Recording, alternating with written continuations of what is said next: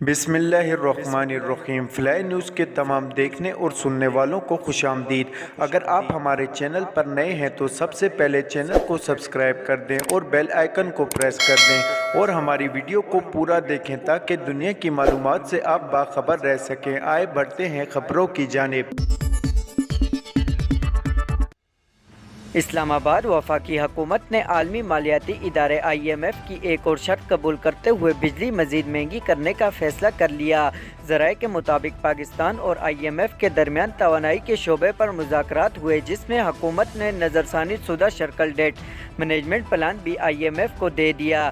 بجلی کی قیمت میں آئندہ ماہ 3 روپے فی یونٹ اضافہ ہوگا اور مئی میں 70 پیسے فی یونٹ مزید اضافہ کیا جائے گا، جبکہ نئے مالی سال کے پہلے مہینے تک بجلی 6 روپے فی یونٹ مہنگی ہوگی۔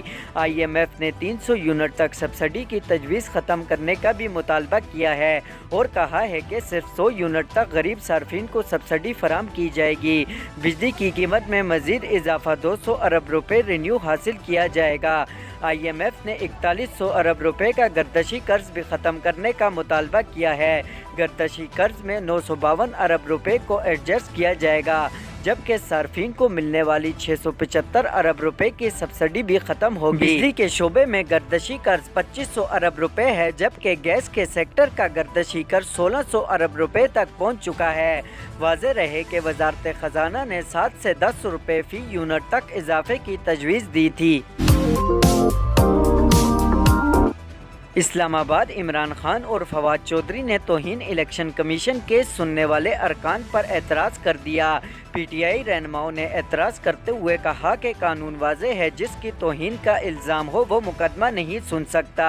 شو کاز نوٹس میں الیکشن کمیشن ممبران کے خلاف نفرت پھیلانے کا الزام ہے، لہٰذا جن ممبران کے خلاف نفرت پھیلانے کا الزام ہے وہ کیس سننے کے مجاز ہی نہیں۔ انہوں نے کہا کہ انصاف کا تقاضا ہے کہ متاثرہ ممبران خود کو بینچ سے الگ کر لیں۔ توہین الیکشن کمیشن کا نوٹس الیکشن کمیشن بھیج سکتا ہے، سیکرٹری نہیں۔ آئین کے مطابق الیکشن کمیشن کا مطلب چیف الیکشن کمشنر اور ممبران ہے۔ عمران خان فواد چودھری نے استدعا کی کہ سیکرٹری الیکشن کمیشن اور DG لا توہین کے نوٹس جاری کرنے کے مجاز نہیں، اختیارات سے تجاوز کر کے جاری کردہ شو کاز نوٹس کی قانونی حیثیت نہیں۔ الیکشن کمیشن اعتراضات کو منظور کرتے ہوئے شو کاز نوٹس واپس لے۔ سپریم کورٹ نے نیب قوانین میں ترمیم کے نتیجے میں احتساب عدالتوں سے ختم ہونے والے کیس کا ریکارڈ طلب کر لیا۔ کرپشن سے متعلق ایک کیس میں ملزم کی ضمانت منسوخی کی نیب کی درخواست پر سپریم کورٹ میں سماعت کے دوران عدالت نے دیے کہ نیب ترمیم کے بعد کون کون سے مقدمات متعلقہ فارم پر بھیجے گئے، ریکارڈ پیش کیا جائے۔ دوران سماعت جاری مقدمے سے متعلق نیب نے بیان دیا کہ کوئٹہ کا کرپشن کیس نیب دائرہ اختیار سے نکل گیا، درخواست غیر مؤثر ہو گئی۔ احتساب عدالتوں سے واپس آنے والے مقدمات کے لیے نظرثانی کمیٹی قائم ہے، جو کیس متعلقہ فارم پر بھیج رہی ہے۔ چیف جسٹس عمر عطا بندیال نے ریمارکس دیے کہ نیب ترمیم کی وجہ سے کوئی بری نہیں ہو رہا، بلکہ کیس منتقل ہو رہے ہیں۔ نیب ترمیم سپریم کورٹ میں چیلنج ہے، ابھی عدالت نے فیصلہ کرنا ہے۔